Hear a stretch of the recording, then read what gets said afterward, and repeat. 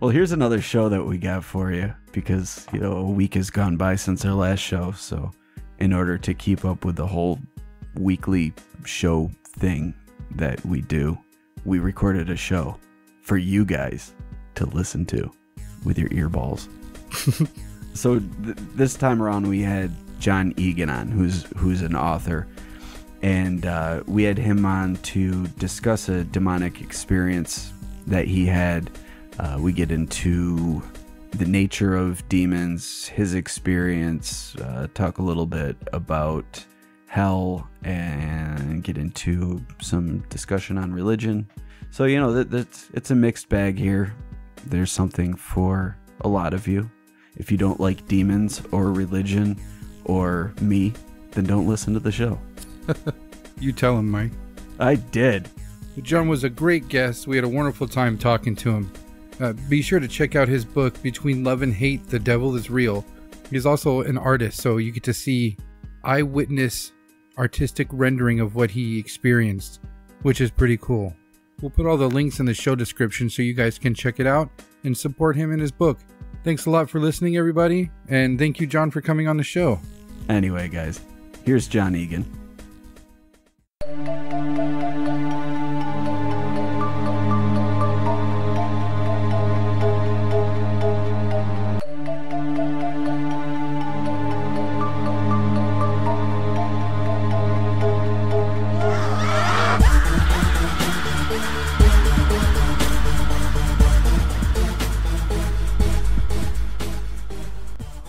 So, John, why don't we start out? You can just give us a little background about your life in general and then how we got to this point.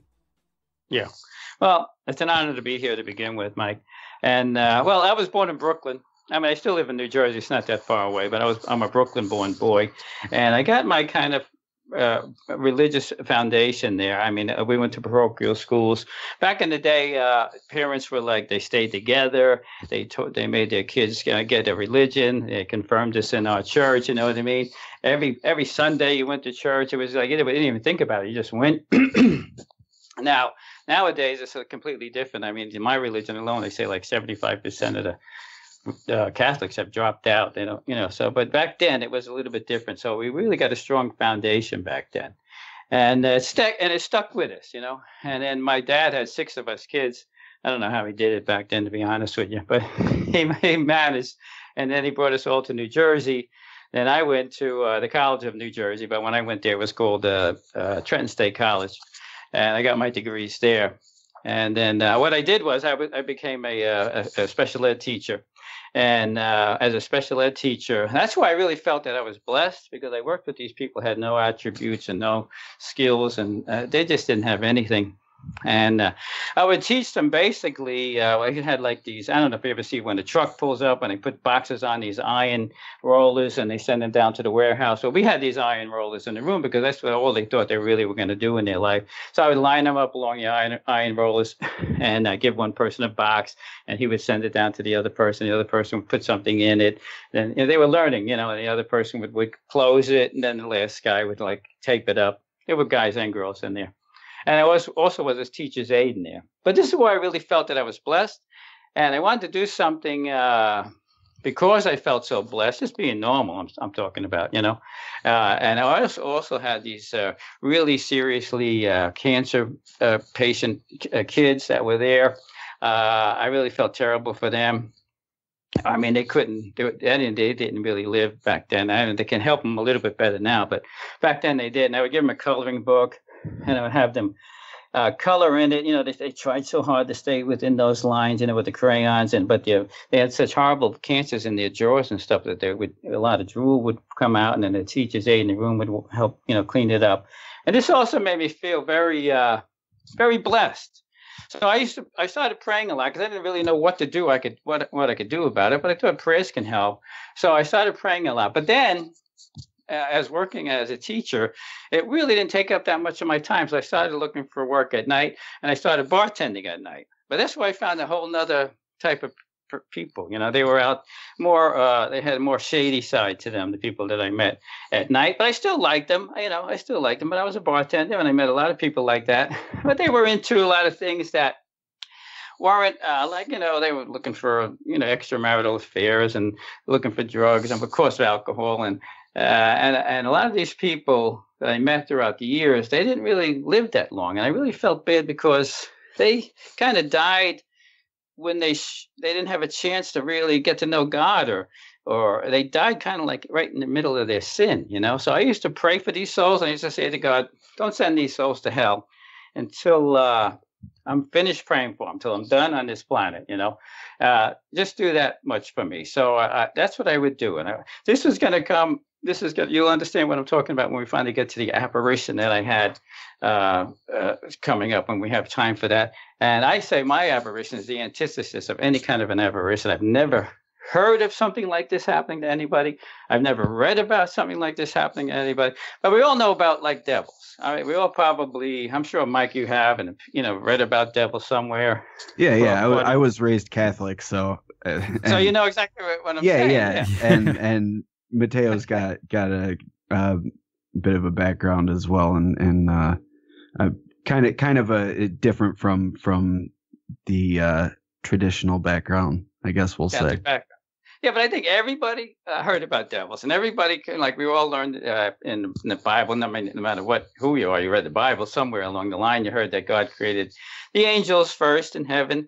And then I guess after who knows when, or a billion trillion years or something, some of them got, maybe they said that Satan was so powerful and so intelligent that he just he didn't want to obey God anymore. And he just kind of wanted to break off on his own. But he was so persuasive that he convinced a third of the angels to follow him.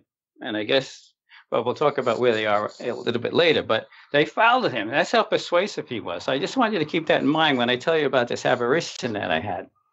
So that's what we all kind of know, just about that much we know.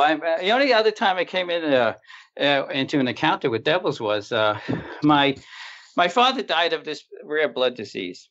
And my brother, who was in his 40s, not that long ago, he had that same blood disease. And he started getting a heart attack, and he went to the hospital, and he died on the hospital bed. And when later on, when he told me this, when he died, he got off his body, and he was a spirit in the room. And like he said, about 5 or 6 devils came to grab him. And they were pulling him into the corner of the room where it was very dark. I guess it was I can't tell you exactly where it was, but it was in the room. But they were pulling him into a dark side of the room, and he was watching. His spirit was watching the nurses and the doctors frantically trying to bring him back to life with the defibrillators and all the other medicines they got to put in you, I guess. And when he came back to life, he still was out of his mind almost. And then when I went to go visit him, he said to me, devils came. He goes to me, Johnny, why did devils come for me? You know what I mean? That's something I really couldn't answer. I mean, I don't know, but that's really the only encounter I could think of that I had of anybody that was close to me that, had this encounter with devils. And he wasn't like a bad, but I know he stopped his religion. I mean, we all were brought up, and our families were all brought up the same way to be in our religion. But in the course of your life, you kind of fade away, and you know what I mean? And he faded away, I guess, and he didn't go to church for, I guess, 20 years, and he didn't marry the girl he was with, and he didn't teach his kids any religion. I mean, they used to say to Paul, does anyone of your kids even know how to say one prayer? I mean, I don't know what you expect to happen when you die if you don't have a relationship with God, but I don't know, to be honest with you. So, but then also other relatives, like my nephews, got jobs in New York, and they turned into atheists. So people can take your love for God away. People can take your compassion, and faith in God. They could come and take it away. I'm telling you this only because when we talk about the actual apparition I had later, you're going to see what the power of some of these demons have. If people can do this to you, you can't imagine what these things can do to you. So I just wanted to set that up a little bit. So anyway, I started working at night, as I said, and I realized there was a problem for men. Didn't know how to communicate with women. So I every time like a guy would walk up to a woman, he would say something like weird, and he would get shot down and go back to his seat, and the girl would say to me, "Who's that creep or who's that a-hole?" or something like that. I always found it weird that like some of the tactics that guys use to pick up girls, does it ever work? Like, do you really go up thinking that terrible line or catcalling is going to all of a sudden girls, oh my God, and just drop their panties? Like, come on, it's ridiculous. So yeah. So I was in the middle of a situation where I saw a problem. So what I decided to do, I started interviewing women about the proper way to how to approach them, how to look, how to act, how to behave, what's turning them on when we're talking to them, what's turning them off when talking. How do you ask them for a date? So I started interviewing women. So I got like 2,000 interviews. And not only in nightclubs, I went to like women's gyms. I mean, one thing about women is they're so forthcoming. They'll want it. They want to tell you this information. You know what I mean? So I took the 2,000 interviews and I started looking through, and I realized there's an actual answer for every question. You know, there's an actual like a technique, you could almost say. So I put together a book that happened to turn out to be a bestseller. It's called How to Get Dates with Beautiful Women by John Eagan. It's still selling. This is like over 20-something years ago. And the book was just, Men's Fitness Magazine saw me doing a show one time, and they said, well, we want to test your techniques, this book of yours, and see if this really works like you say it does. So they took my book and other top-selling books on the market who claimed that they can get you a date if you use their techniques. And they told men, the test men, just do exactly what these books say. Don't do anything on your own. So they did. And when they wrote the article, Men's Fitness Magazine wrote the article, they claimed that 80 to 90% of the women that they approached using my techniques got a phone number and a date, and every other book was 0, 0, 0, 0. So, I mean, it's just from that day on, the book just took off. It took about 6 months to get that thing I needed. But after that, every TV show and every radio show and every magazine wanted me to come on. So that's what I did for like 5 years. I just went with the tide, like anybody else would do. And I did a lot of funny shows, and a lot of stuff happened during the time. Even Howard Stern, I mean, he had like 14 million listeners back then, wow. Which was that was my target audience too.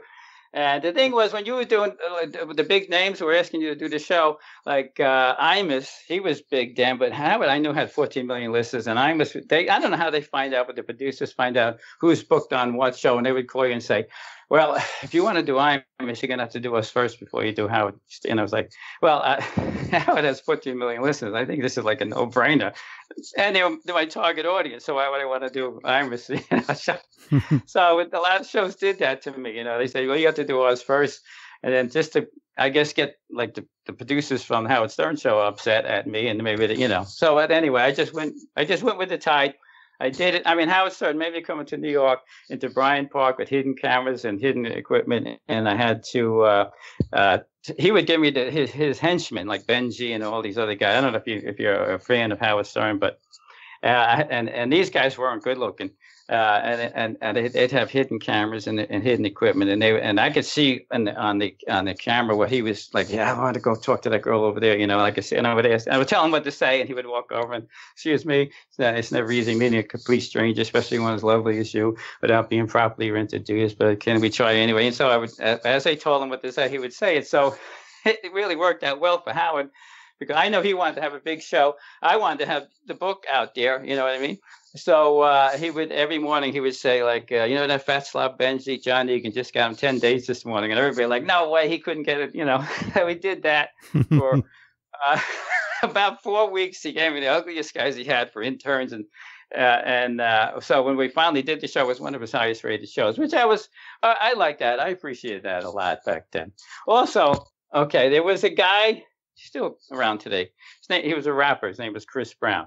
So when you're doing the circuit, like I was, like Today in New York, Good Day in New York, Good Morning America, all of them want you to come on when you have like a popular book, right? And he was a rapper back then, right? So I would see him occasionally in the morning, because he had to go in the green room when you first get there, and then the producer comes out and talks to you, and like, this is, they would say to me a lot of times, well, okay, so you had to get there like by 5 o'clock in the morning, and they would say, like, it's 6 o'clock now. You want to wait another hour, another million people will be watching. They'd be like, that's a no-brainer. I want to wait another hour, right? Why would I not Well, yes, but the thing was, Chris Brown was doing. I saw him a few times out there, and I'm watching the news with my wife, and I don't know if you remember, but somebody interviewed him. He didn't like it about Rihanna.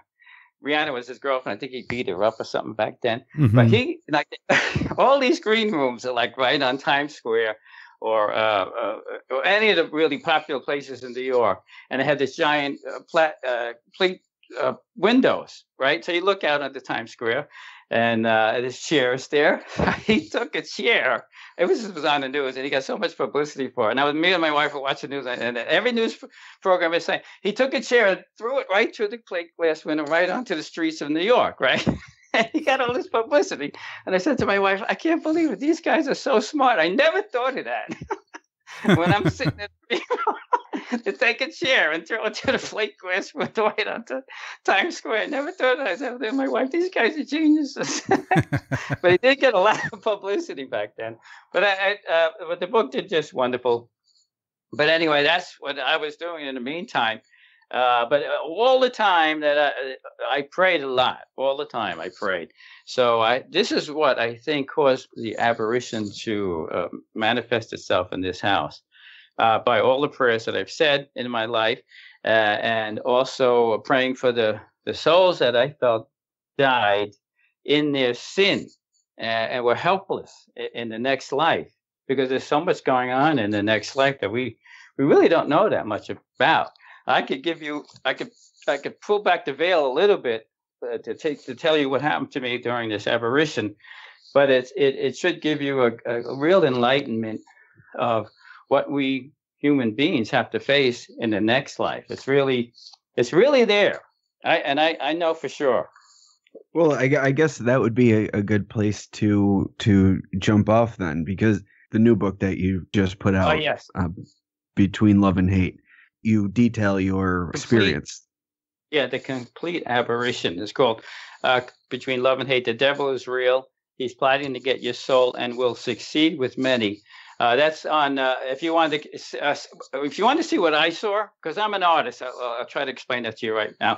The website is john-eagan.com. Now I'm an artist, and my work has been seen all over the world. Matter of fact, this last year I did well, I'll tell you real fast what happened. My wife was in charge of the Adoration Chapel. In the Adoration Chapel, when Jesus put in the monstrance and he's put out in a luna, they burn candles there. When the candles burn down to a certain point, you're supposed to throw them out. My wife saved them. I didn't realize that. So in the basement, there were boxes and boxes of these burnt down candles. And I said to her, what do you do with these candles? Well, aren't you supposed to throw them away? She goes, they're so special. They kept Jesus company for countless hours. I didn't have the heart to throw them in the garbage. She said, you're an artist. Why don't you do something with them? So I said, okay, that's a good idea. So I thought about it, and I said, maybe these candles should take on the image of Jesus himself. Actually, at my website, john-eagan.com. Eagan is EAGAN.com. There's a section there where you can see the actual bust of Jesus. I sculpted out, I melted down all the candles, about 50 pounds of candles, and sculpted out, or maybe it was probably about 60 or 70 pounds of candle, because the bust actually came out to about 50 pounds. A life-size bust of Jesus that was just somehow every newspaper and magazine wanted to cover it. I was so happy that the secular world was interested in it. I mean, it was a beautiful piece of artwork. I mean, I've done artwork in the past that were in newspapers and magazines. This one was just last year. I mean, one time, USA Today is probably one of the biggest publications in the world. It goes all over the world. And they called, actually my wife, she takes all the calls, and she said, the big boys are on the phone for you. It's like, who's the big boys? She goes, USA Today. I was like, okay, this is fantastic. They put a whole page in USA Today on the bust of me and the bust of Jesus there. So I was really happy about that, because that went all over the world. And then Ripley's, believe it or not, called me and said, we want to buy this bust and put it in one of our museums. And I said, well, it's not for sale, so I'm not going to be selling it to you. And they said, well, okay, well, we want to put it in our 2018 edition. So it's in their 2018 edition of Ripley's, believe it or not, which is nice, and it's on their website. And they keep calling me, offering me a little more money for my statue, but I'm not ready to sell that. I may never sell that. I tell them it's $1 million if you really want to call me back. But they would call me back and offer me other amounts, but not like close to $1 million. But I was like, well, you're not going to really get it. You can't come up with that kind of a. But if you wanted to see it, it's also on that website, john-eagan.com.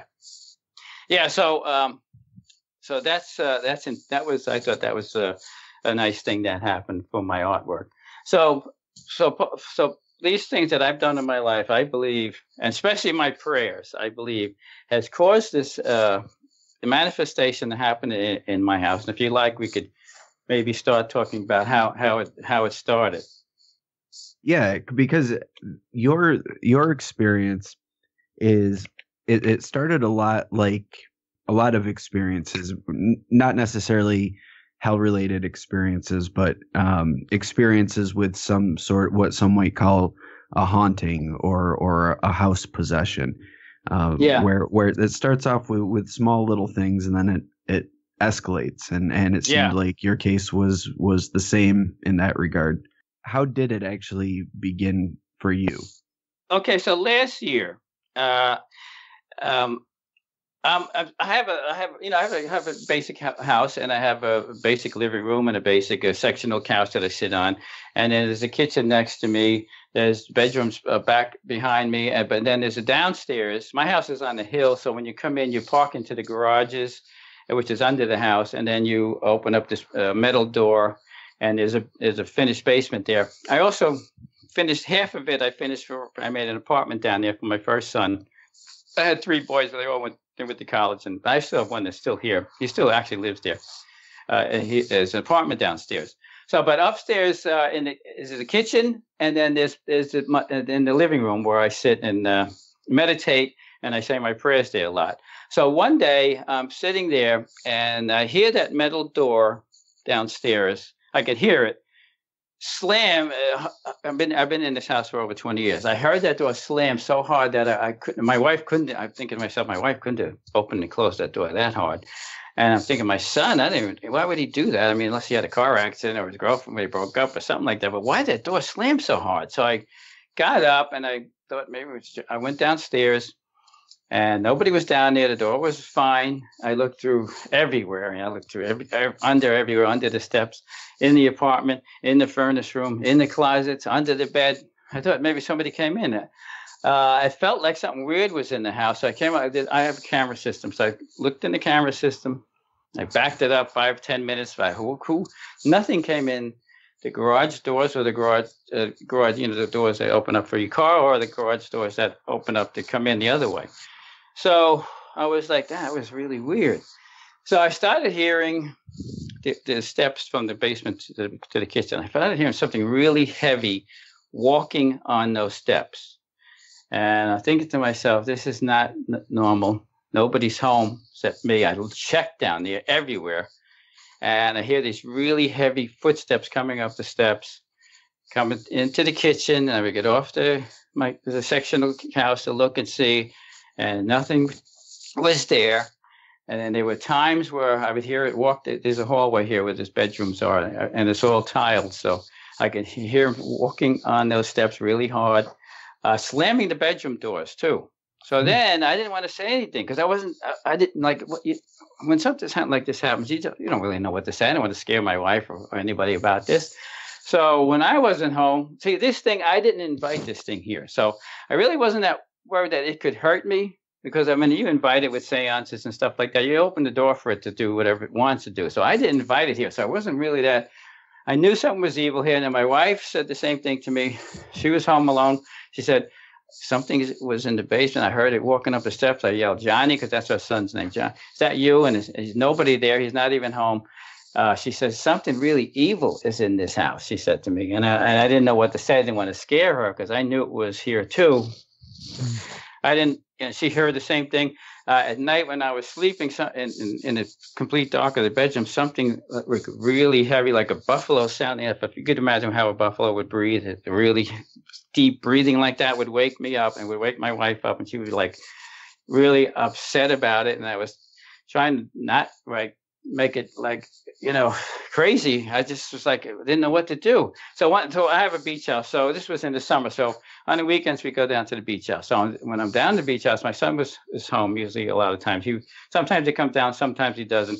He calls my wife Lillian and says, something's weird about this house. He says, so there's something like when I'm downstairs, I hear something walking really heavy upstairs and slamming doors upstairs. And when I come upstairs, I hear it downstairs. He has like a glass closet door. He hears that slamming back and forth. He says, what's going on? Something feels really evil wrong with this house. So my wife looked at me and I said, I don't know really what that is. So she says, we had to talk when we go home. So when we come home, she's like, what are we going to do about it? You can't just, but I don't really know what to do about it, Mike. I mean, this never happened to me before. I don't have like the experience of what do you do? I mean, we're friends with the church over here. I mean, my wife's in charge of a lot of things at the church. A lot of times we have a garden party every spring over here. The priests come over. They have dinner here a lot of times. They have meetings here a lot of times. How do I go up to a priest now and tell them this? You're like, how do you tell somebody? I'm a perfectly normal family. Now all of a sudden, my house is possessed by some kind of a demon. I just couldn't do that. Yeah, that has to be hard to do. I mean, even having easy access to somebody who could help you, like priests in a church. How do you say that and expect to be taken serious at all? That's got to be hard. It is hard because even the church doesn't really even know. I mean, they heard that they do have exorcist priests that can do exorcisms. I don't know if I wasn't sure if I wanted what I wanted to do. I was going to see what happens, And so far, none of us were hurt by it, and I didn't believe that if we didn't invite it here, that we would be hurt by it. But what it wanted to do, it made its presence known to me. It had a mission. It made its presence known to my wife, and it made its presence known to my son Johnny. So it made itself known that it was in this house. You could feel the evil of this thing. And that was his first mission, was to let us all know he was here. So we knew he was here.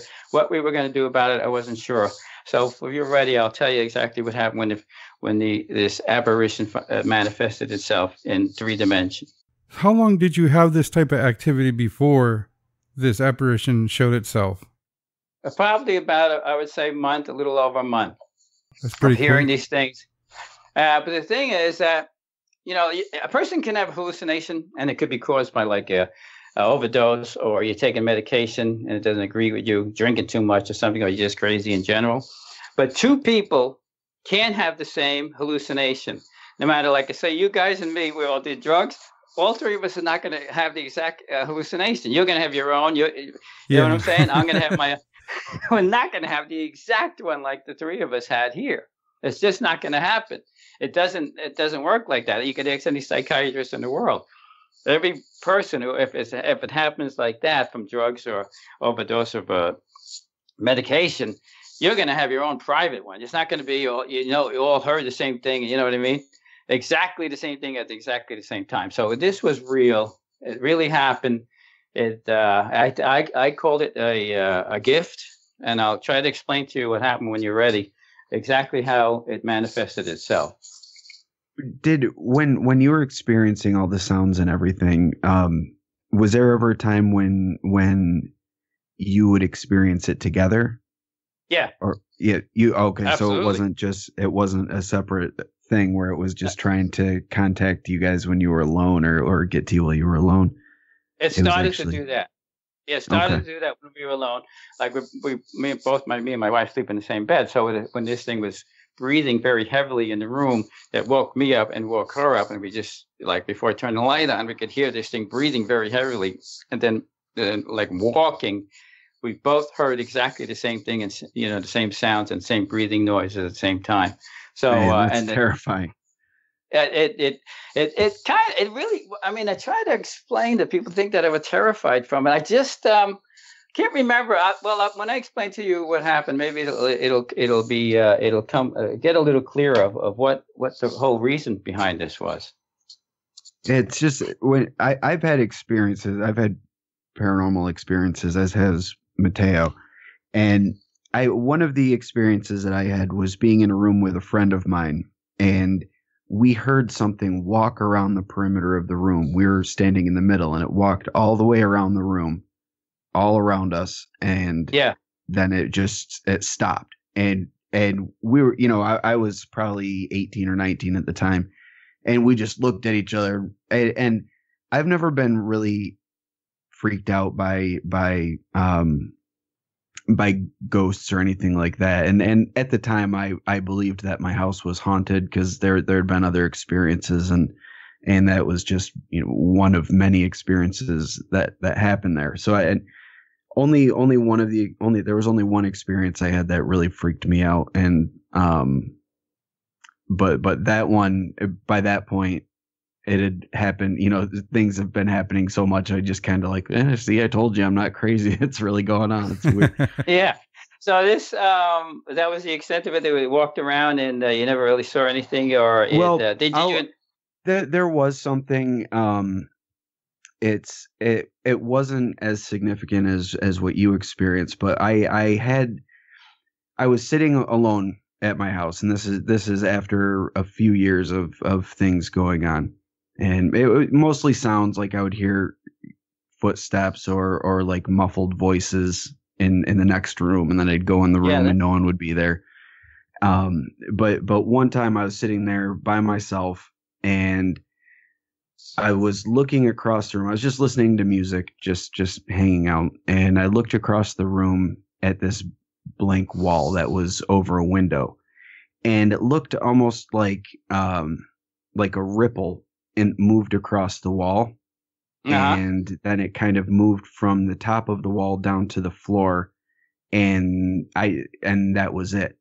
But when I saw that, I just got this overwhelming sense of fear.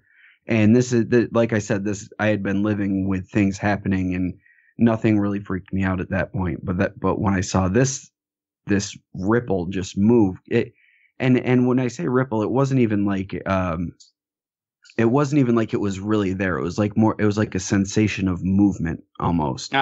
It was very strange, but it accompanying that, there was this overwhelming fear, and I had to get out of my house, and so I just left my house. And I live in New York. It was the middle of winter. I'm in upstate New York, and I just ran outside in a t-shirt. I had to get out of the house, and I couldn't go by where I saw this thing, so I went out the front door of my house, which was always locked. We never even used the front door. We always used the side door of the house, but I just had to get out. So I unlocked the door and just ran outside in a t-shirt in the middle of winter. And I didn't go back till other people were home.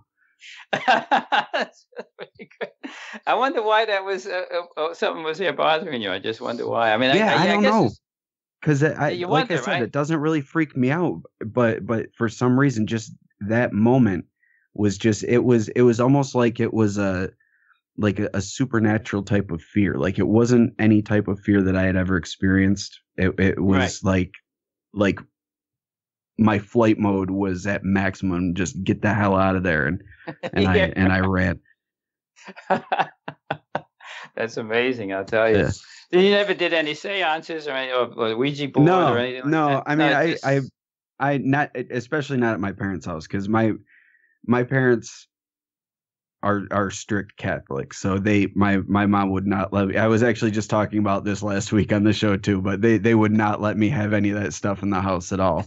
And I'm sure of it. It was, you know, it was always something that I was interested in. I was always very interested in haunted houses and ghosts and the supernatural and all that. But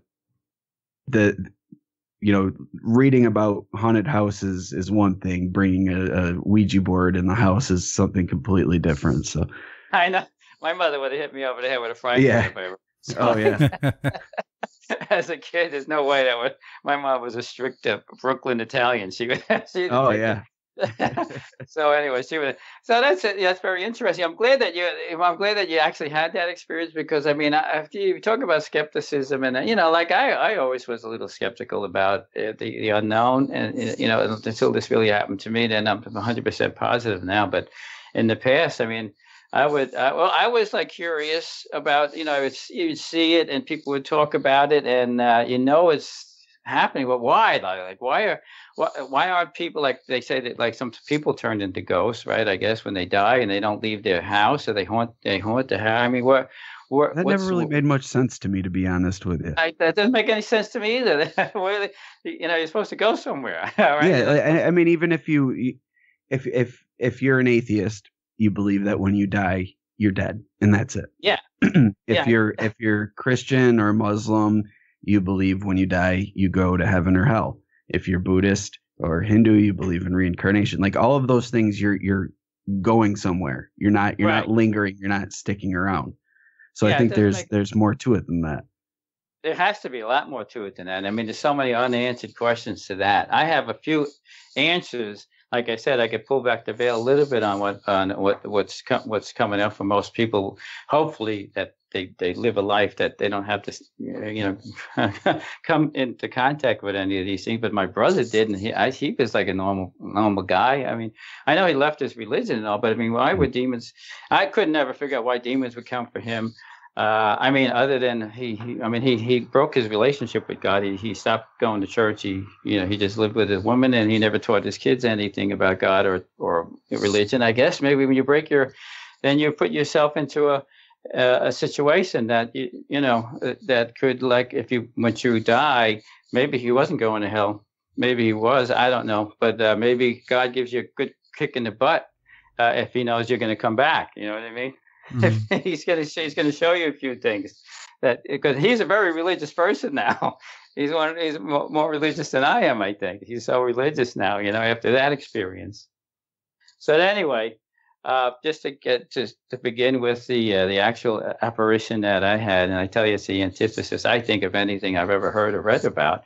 I was sitting on my sectional again, and that's where I do a lot of my meditation. I meditate for about an hour and a half a day. So I used, since I'm Catholic, a lot of it's on the rosaries. So I've finished up some rosary. I have a glass table to the right of me, and a lamp on there, and so I put my rosaries there when I take a break for a minute. So at that time, I was home. I was by myself, and as like you said, like you saw a ripple. That's interesting because I saw on the side of my eye, the whole side of the from where the to the wall to where I was, the whole side was beginning to ripple. Like if you throw a rock through water, you know how that ripples the water? That's how the air was starting to ripple next to me. And then I see like blue flames. So I've never saw blue flames before. So the whole wall was now filled with blue flames. And I mean, if you ever see anything like I say, this is the antithesis of any apparition I've ever seen. You look in any book, it's the flames, like they show you, the flames of hell are usually red, but these were all blue.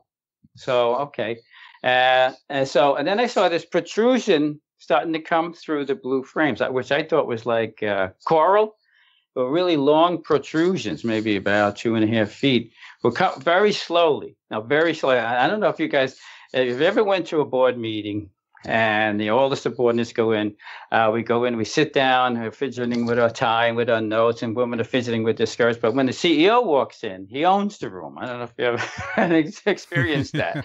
He comes in on his own time. He owns the room when he walks in that room. He comes in. Seems like those bastards are always late, doesn't it? That's right, because they got all the time in the world. Nobody's going to tell them what to do. This is how this apparition came into this house. Now, like the CEO comes in on his own time, he sits in the superior seat. He opens he gets started when he wants to start. That's how this happened. I saw it came in slowly, and then until I saw this full head came through, and it was nothing like I thought. Well, it's kind of like what I thought. I tried to get focus on what I'm looking at because I really wanted to be able to draw it someday. So if you went to John-Eagan, EAGAN.com, you could see I drew it after. But anyway, let me tell you what happened. So I get the full head, but I see that it can't pass these blue flames. So I don't think it can anyway. I'm not sure about anything. So I stood up and looked straight into my eyes, and it said, it chose its words fastidiously with care. It said first, no more, it said to me. And I didn't question what it said. I didn't like answer him. I just stood there looking at it. I stood there looking at these blue flames all around it. It could seem like he could only get his head up to his neck through there. And I took the no more as no more. I was thinking no more prayers, no more trying to save souls, because I know the souls that they are going to get, they want. They don't want anybody interfering with them. This was a powerful demon, because it had all these kind of protrusions coming from its forehead out. If you look at the picture there, you can see that. The top of his head was like a shell, like a horseshoe crab kind of a look. But his face was the way I drew it. Like, it looked like it could be flesh, but it wasn't burning. Like, these flames were a miracle in itself. Like, God made flames for us, and it's for like keep us warm, cook food with. You could forge steel with it. You could forge two different steels together and make that third steel even stronger. It's like a miracle in itself, the flames we have. This was a kind of it when I was very looking at the flames and him and looking at the flames, and he told me that only my spirit would feel the effects of this type of a fire. So I didn't answer him at all, but he did tell me that, because I was looking at it so intensely, because I wanted to remember every single second of this. So tell me no more. And like if I went to visit you in a prison, and you were in a prison and you didn't do the crime, you would say to me, or if I was in prison, I would say, I didn't do this. I don't belong here. But this thing owned where it was. For him, this chastisement of flames was just to him. If you know what I'm trying to tell you, he seemed to deserve the punishment, or whatever happened between these creatures and God. Whatever chastisement God has given them, they own it. It's now their empire, believe it or not. This is where they're going to exist forever. So somehow they come to terms with it, and they don't complain about it. So I found out he didn't want me. I'm sure he didn't want me to pray for the souls anymore. That this fire that he's in, it could only affect me if I was a spirit. And it was 100% pure hatred. I could see it will never be anything but pure hatred. It could feed on your hatred. So when I tell people don't leave this planet with any hatred in your heart for your sister or brother or any race or religion or nationality, get that out of you before you leave this earth as a spirit, because these things are so brilliant and so intelligent. They can bewitch your spirit when you're there. They're going to show you how to use that hatred to alleviate your pain. I can see that. And you're going to have to become one of these creatures in order to exist with it. You know what I mean? They're prepared to offer you interesting options, believe it or not. They're going to, the weaker souls who probably, like when the ones who got my brother, would probably bring it to this creature, and it would show these weak souls that there's an empire down here. You know what I mean?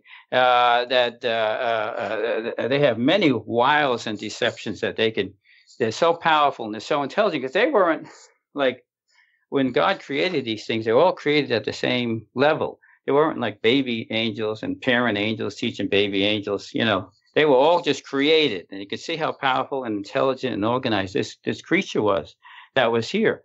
So that's what I was getting from it. And before we end, I want to tell you what it did right before it left and how it left. So that was the message that I got from it. It was, I told you, as I said, it was powerful. It was organized. It owned its hell. It owned these flames. It has an empire down there. I mean, when I had tried to show me something, like I could see if I was a weak spirit, you could be sucked in by these creatures. You know what I mean? They're so persuasive. I mean, like I was telling you earlier, people can turn you into an atheist. People can take away your love for God or your faith in God. Imagine what these things are going to do if you're a weaker spirit when you pass on. That's really the message I'm trying to get to people too. Don't leave here with any hatred in your heart, because it's going to show you how to use that hatred to alleviate your pain. So it's very. Oh, he also one other thing he said was when I was looking at those flames, it said, "We are many and many more wicked than I." And I thought that was like a kind of a threat to me. Like, this is your first encounter. I'm not going to stop praying, though. I mean, it couldn't hurt me then. I don't think but I just felt that maybe it's trying to like warn me about something, you know? So that was one of the things that I got out of it. I tried to remember every single second of it so I could put it in the book. So whatever I missed, the people reading the book, they could get out of it more maybe than as an artist. I tried to, paint it exactly as I saw it so you could see what these creatures are made of. I mean, his face was like flesh, but it wasn't burning. These are so many unknown things, that goes on in the afterlife that we just have to kind of accept. And I don't really want to know more, be honest with you. I don't want any more visits. I just want to go the other way, when the time comes. But I hope that this book will bring people to the knowledge of this powerful demons, and also the book tries to bring you to the knowledge of the power of God, and we have to fear the power of God too, because he has the ability to put us there for all of eternity, and we'll have to become 100% hatred like these creatures are, because you couldn't be happy or laughing when in where these people are, and because this creature is not happy and laughing. I can see it's 100% hatred. You're going to have to become 100% hatred and then live there for eternity and just be forgotten about, because that's the kind of power God has. He could just forget about you. You know what I mean? Never think twice about you forever. I mean, it's just such a scary situation for us humans, and especially in the world today, because I mean, when you look at the world today and you see that murder is so prevalent, pornography is a multi-billion-dollar industry, sex trafficking of young children is greed is rampant. There's war in every little country. There's war out there. Suicide rates have tripled in the past 15 years among adolescents. Like, I don't know why. I thought that this technology of these new phones and everything was so joyful for these people. They could communicate with each other so much, but it doesn't. It seems to be working the opposite. And I think it does seem to be isolating people more than bringing them together, because it's ruining the sense of community, because everyone just communicates through screens and microphones now. I mean, really, that's what we're doing now. But this is the exception, guys. This is the exception. Well, it's okay for us, though. Yeah. So yeah, that's what I mean. And this creature wants it to continue. It doesn't want anybody like me or anybody else out there trying. I couldn't do it on my own, believe me. But I guess if you even put a tiny little dent in it, it does not want that anything. It wants what it wants, and it wants to continue like that. And it really, when you look at the world like that, you think, wow, it's kind of like we're going in that direction. We have to kind of turn and go and start to go back to your whatever religion you have. Like even my religion, they say 75% of the Catholics have dropped out. We have to come back and learn how to connect again with God instead of connecting with the world. Because this is a beautiful technology. I mean, I like them. I like a computer. I don't know. At this point, I don't know what I would do without one. Or a smartphone or something. I need it now. I never needed it before. But I mean, I don't need it as bad as some people do, that they're committing suicide because it's all they do is their head is in there and it's not thinking about God at all. Yeah, things are definitely getting worse and worse in the world. It's a shocking number to hear. 75% of Catholics have dropped out. And other religions too. It's not even just that. I mean, it's so we have to. But I want people to get back to their religion, find out how, whatever way their religion teaches them to connect with God, do that. You know what I mean? Get away from all these other things, these temptations in the world. That God has to be first, like in our life, not. And the devil does not want that. And I guess, and if you think the way I think, I guess they're mad at God. They want to get even with God. Don't let me forget to tell you what it did when it left. They want to get. Seems like they want to get even with God. They want to hurt him as much as they possibly can with their, but the souls that are coming there, and then the ones that are coming there, they want them. They want them bad. They don't want anybody trying to stop them from getting there. It seems to me a lot of these entities, whether you want to call them demons or even jinn or evil spirits, however you want to look at them, whatever your belief system is surrounding these things, it always seems like their goal is to create negative energy and feed off that negative energy. So Of whether they course. can get it through fear, whether and you know, with the way that like you said, we've got suicide rates going up. We've got marriages falling apart. And I'm not, you know, I'm not pointing to divorced families as like being indicative of the fall of society or anything, but divorces happen for a reason. You know, there's even the most amicable of divorces, there's a reason they're not there. There's some negativity there.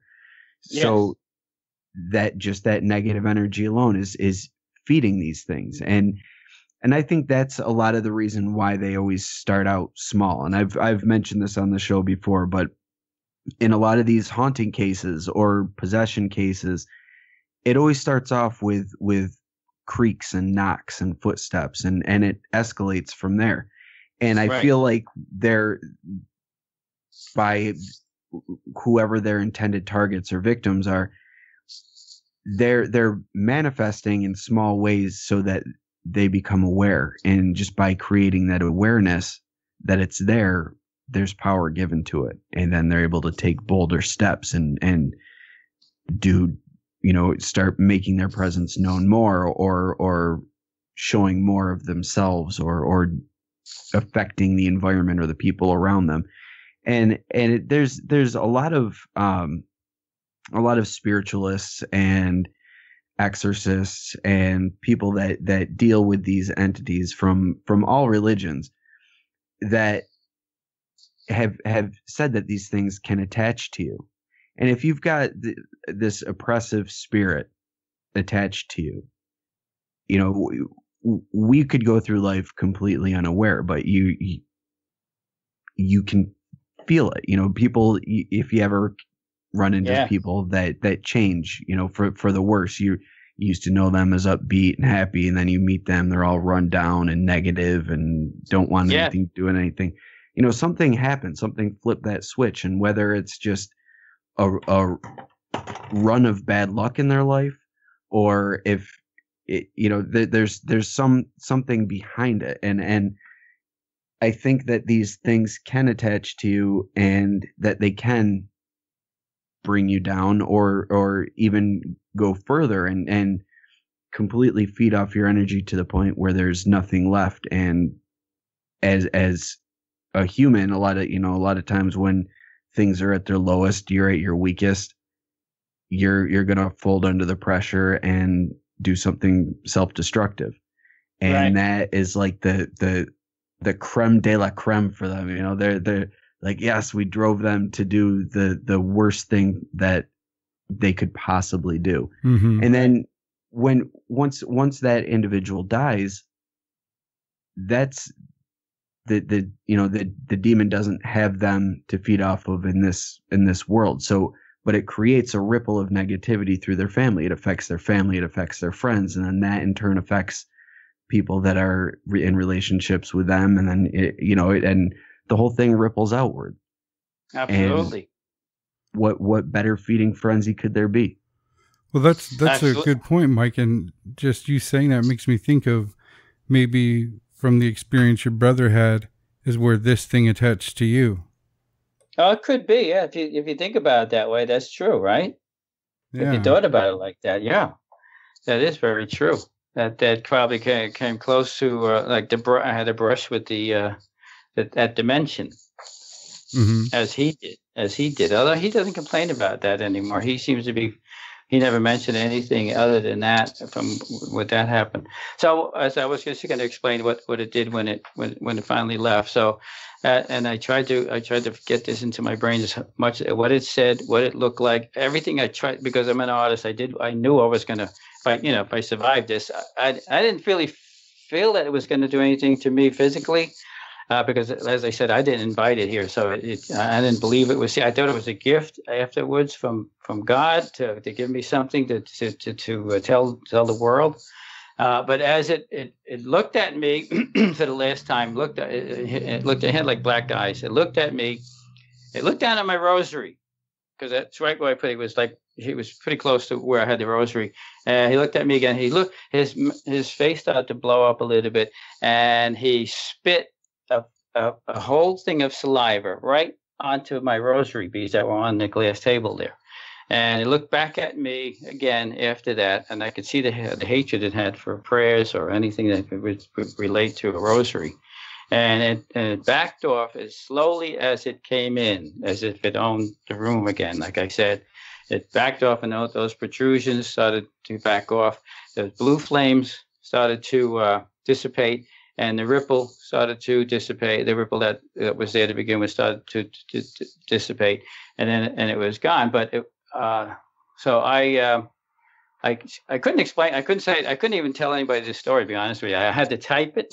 So I started immediately trying to remember every single detail. I was typing it and drawing it and typing it and drawing it so I can get every detail down on paper. But the next morning at 6:30, we have a 6:30 mass over here.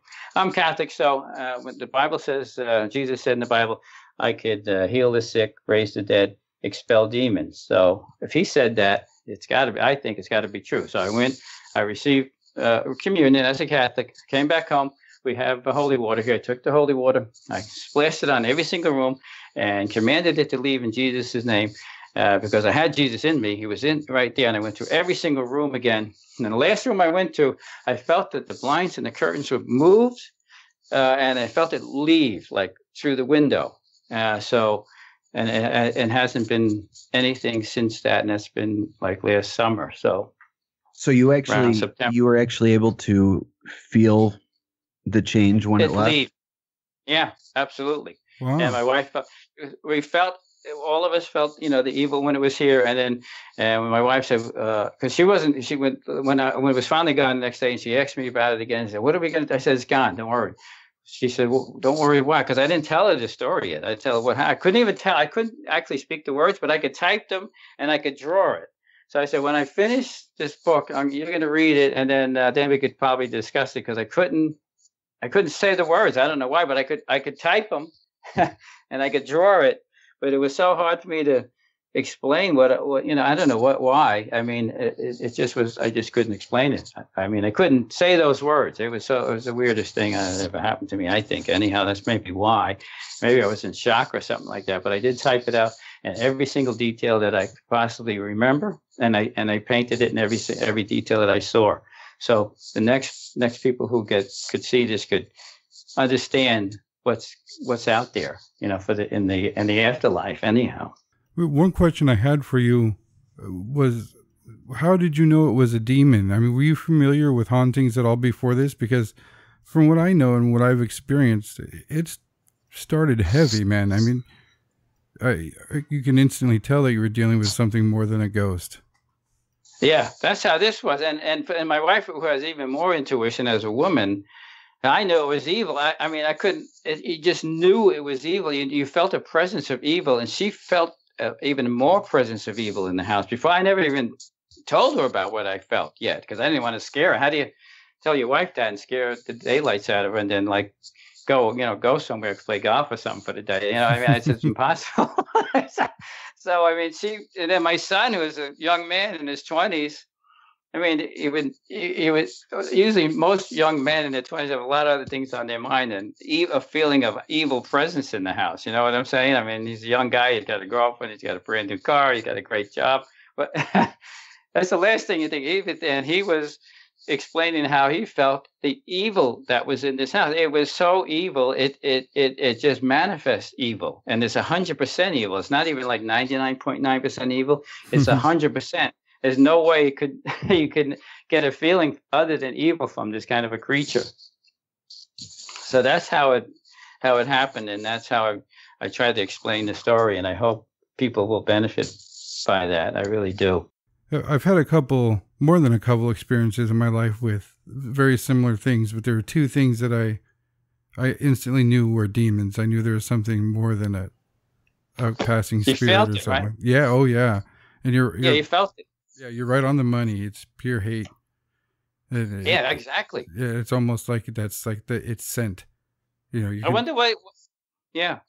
Did you get any message from it, or did it tell you anything, or did or did you feel any information from it, or?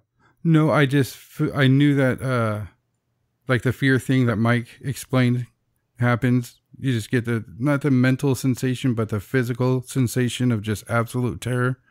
It is absolutely terrifying. Yeah, it's like being in a different element. You just instantly know something's wrong. And when they appeared, you can tell how negative it was. You can instantly know that it was. Felt it. Yeah, you can feel it. And when Absolutely. I saw those things, I yelled and screamed. I noticed them right away, but I didn't give them a chance to say anything. I didn't even say anything. I mean, and the way it moved his mouth, it wasn't like exactly how the words I heard. I don't know. Maybe it had it has the ability to manifest itself. It has the ability to go through dimensions. I mean, it has a lot of power. These things. I mean, we can't do that. We can't just open up a dimension and start talking to people. You know what I mean? Or showing people who we are through a dimension. We don't have that kind of power. Power to be invisible and yet have weight. I could hear its weight on the steps, and you know what I mean. There's a lot of power these things have, Mm-hmm. and it's very scary,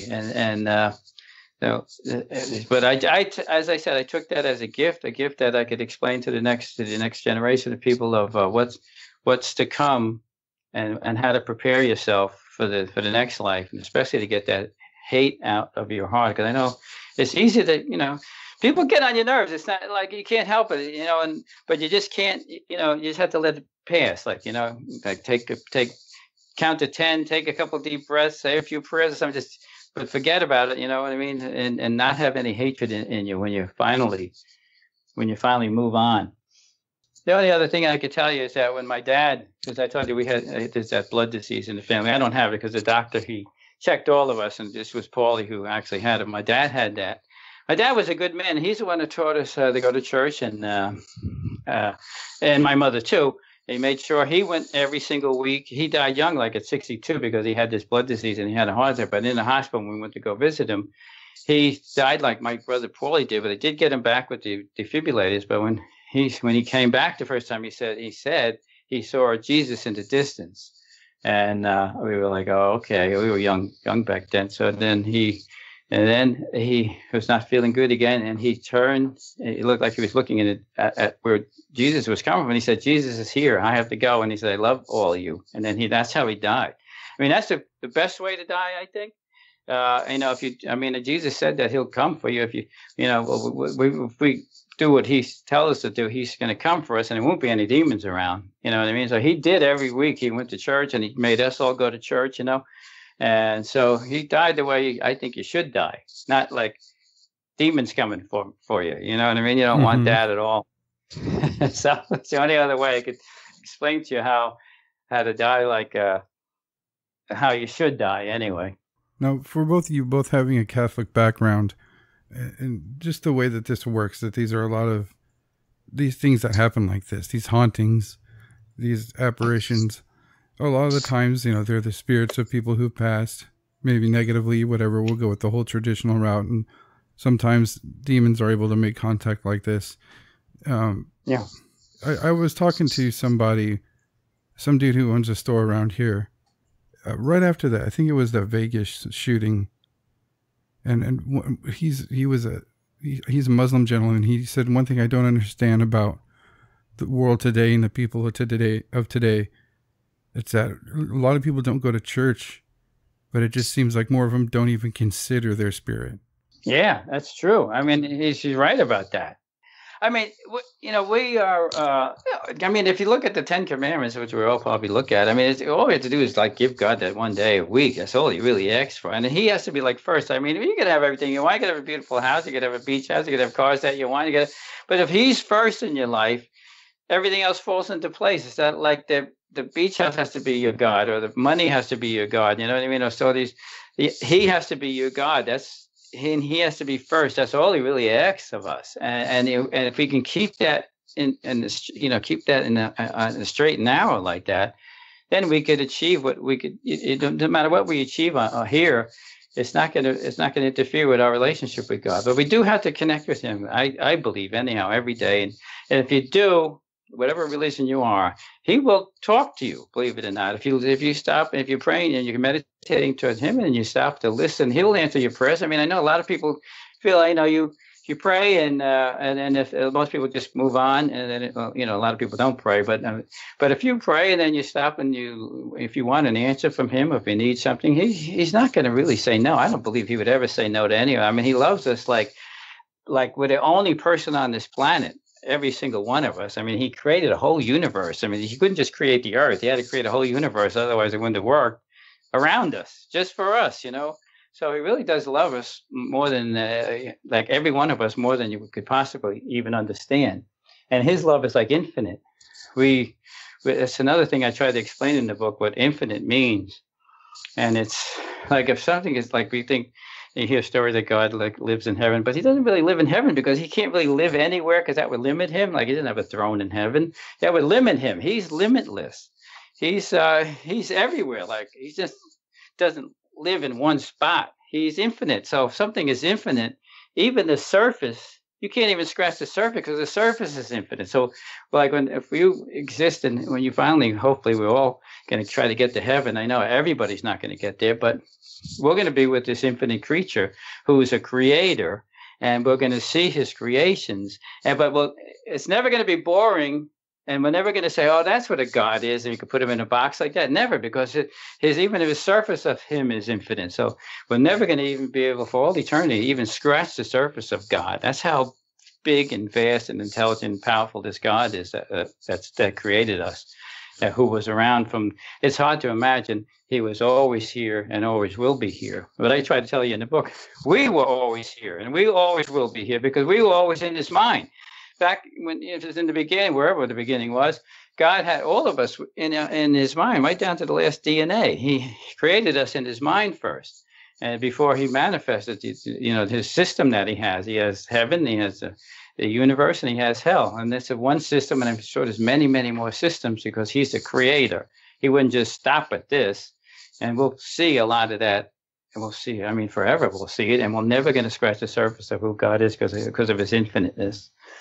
So that's, and I think that as someone, as I mentioned, I was raised Catholic, but I've since found other beliefs that I follow. But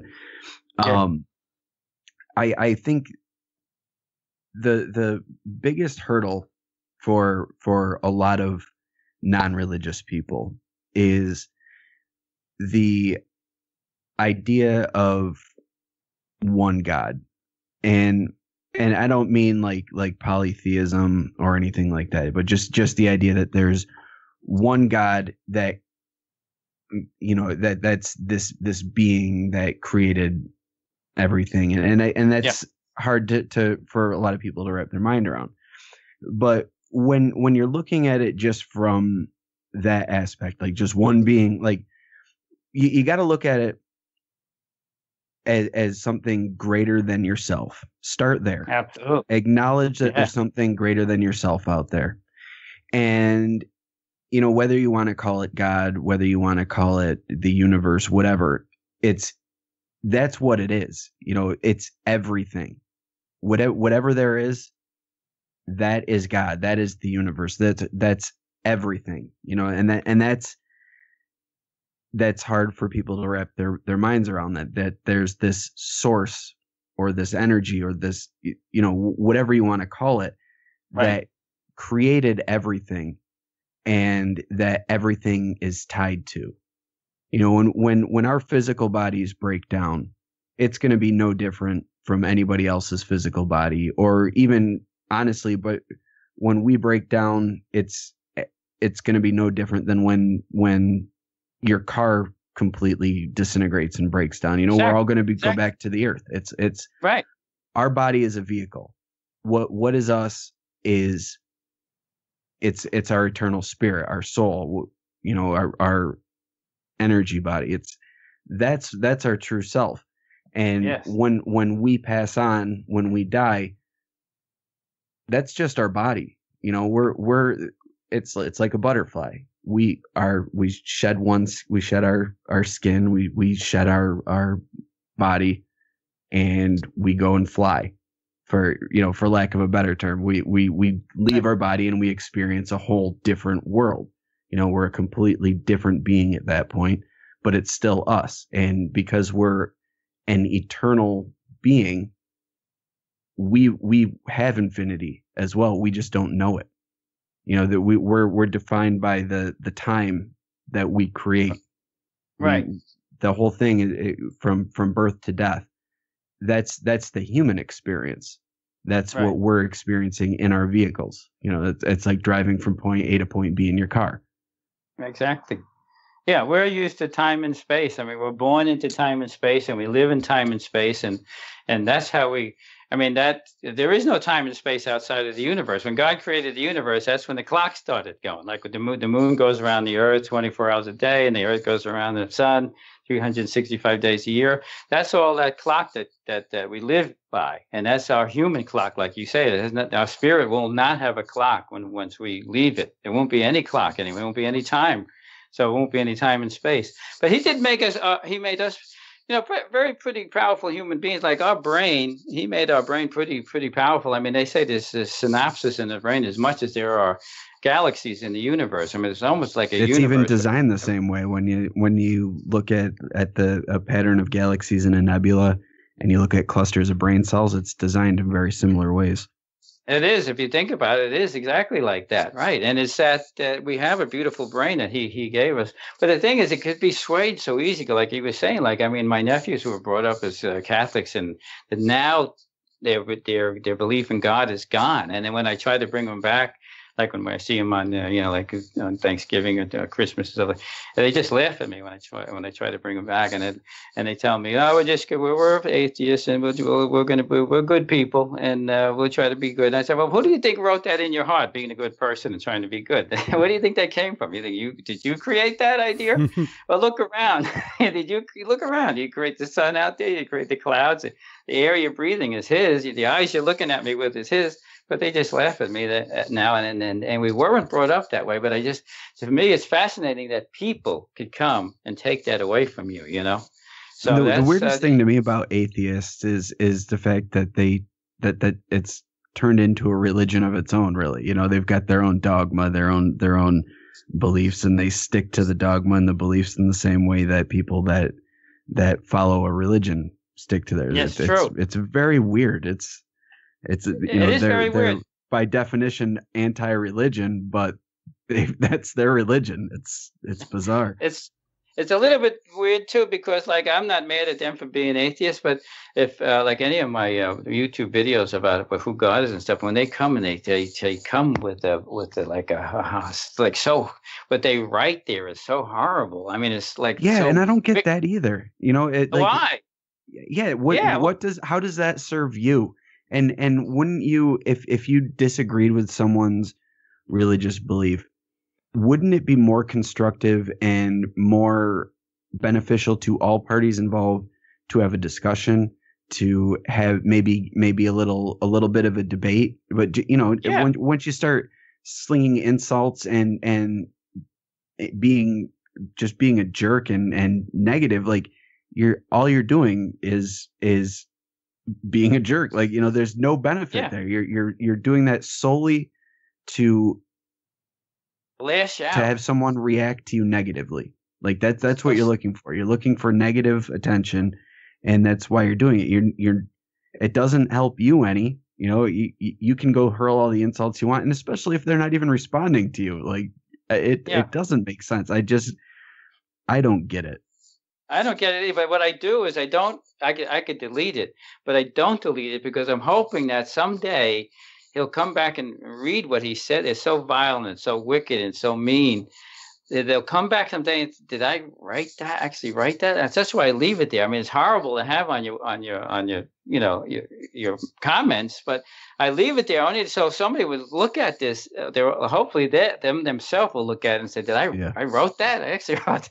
I mean, the best thing to do is just respond positively to them and just tell them that you love them. That's right. That's the best thing you can do. You can say what you want, but I'm gonna go on loving you anyway. And then, That's right. Because love is the I one mean, that's what are they going to best. respond to that? What are they? I What can know, you I'm say? afraid. I don't know. They can say some mean stuff, I'll tell you that. Yeah, so that's my story anyhow, and I'm sticking to it. No, we know you had a close relationship with God before you saw this apparition. Did this experience bring you even closer to God? Well, yeah, the thing was, I couldn't figure out, because I told you my wife's in charge of the apparition chapel over here, where Jesus is putting the monstrance, and then you go for an hour and you meditate there, right in front of Jesus. So I could not figure out why this 100% hatred and where it came from. I could see it in the thing. I know the thing is going to be 100% hatred for all eternity.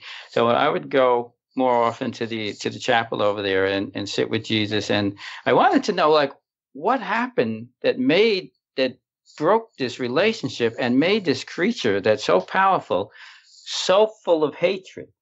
And I wanted to have an answer to that, but I felt that Jesus spoke to my soul and said, "This is something you can't understand yet." So I have to accept that. I really was something I was so curious about, of why there's so much hatred.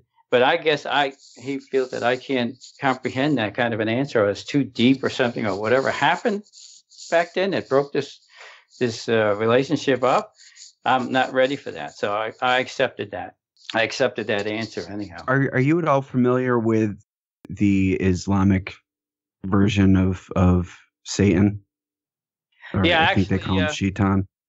Yeah, actually, I do. I have a minor in history, and I did actually read the Quran back then when I was at college. Yeah, so I am kind of familiar with their religion, and it's very close to ours, believe it or not, at the beginning. Yeah. So the reason I ask is because it kind of, their story kind of gives a bit of a reason why, if that is an accurate portrayal of what these beings are, why he might act, why the hatred might be there. And for any listeners out there that aren't aware of that version, God created the angels and he created the jinn. And Shaitan was, or what we call Satan or the devil. He's got the same kind of backstory that the Christian version does, except that the angels were ordered by God to bow to man, and Satan didn't want to bow to man. He said he would bow to no man other than God. And because he was in defiance of God's orders, God forced him out, along with all that stood with him, unwilling to bow to man.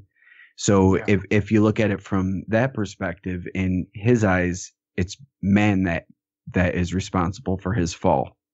So because and in the Bible it says that hell, the reason that hell is so painful is because of absence from God. Yes. So if you've got this being of glory and beauty and power that was cast away from God and left away from God's light to suffer eternally, he's got to have somewhere to direct that. And because he wouldn't bow to man and was cast out because of that is why he hates mankind and why he would reach out and try to bring us down. Yeah, I know that, and I mean any part of us too. It's not just completely. I mean, even if he could get a piece of you, no matter what it is, he's like seems to be happy even with a piece of you. You know, he might not get all you into hell, but he might ruin your glory in heaven somehow. But he'd be happy with that, even with that. It's just the way his nature is now. Wasn't created like that, but it became that way, and that's what it is now, and that's what way it's always going to stay. So it's just so many unanswered questions when you think about it. But that's true. I did study the Muslim religion and their whole history, and Muhammad back when I was studying history. That's awesome. I'm a big fan of history. It's cool to hear that you have your degree in the subject. Yeah, right. That helps a little bit, right? Well, John, we want to thank you for taking the time to talk with us. But before we let you go, can you tell everybody where they can find you on the internet, find your book and your artwork?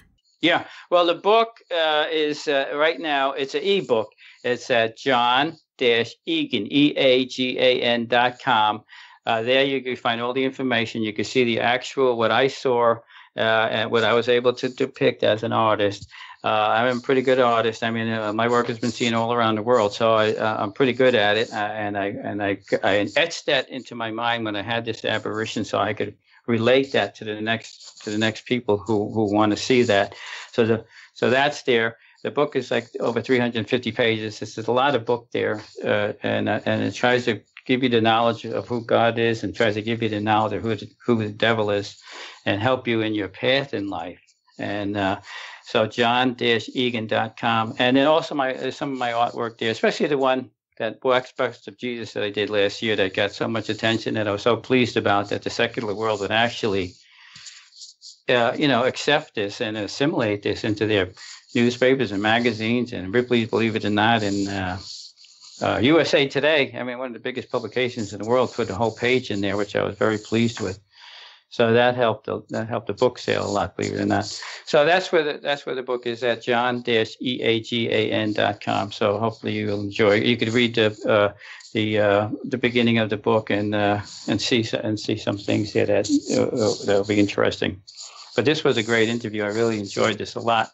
You guys are really great, believe it or not. You really are good. I mean, I've been interviewed by some of the best, in the country, and you guys are just great. So I really hear that, everybody. He said we're better than Howard Stern. He didn't say that. Yes, he did. I heard it. I swear I heard it. That's very kind of you, John. Thank you so much for the kind words. Thank you. It was an honor to be here, believe me. Great. Well, thank you again, and thank you for sharing your story. And we'll put all the links to everything in the show notes and in the description, so people could just click it right from wherever they're listening and get to everything related to you. That would be wonderful. It really would be. And I hope they enjoy that. I hope they learn and enjoy that experience. Great. Well, thank you again, John. We look forward to hearing from you again soon. Right. And one last thought. The world will be a better or worse place because of you. And that means me, you, and all your listeners. And right. I mean that. Great. Thank you, John.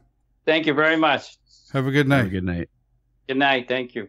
Thank you for listening to the Whatcast. You can find us on Twitter, Instagram, Facebook, iTunes, and YouTube. Enjoy the podcast. Get yourself a Whatcast t-shirt or a sticker pack. Who was that dude on that one episode? Try the links in Homie's page. All this and more can be found at www.thewhatcasters.com. Thanks again for listening and have a great week.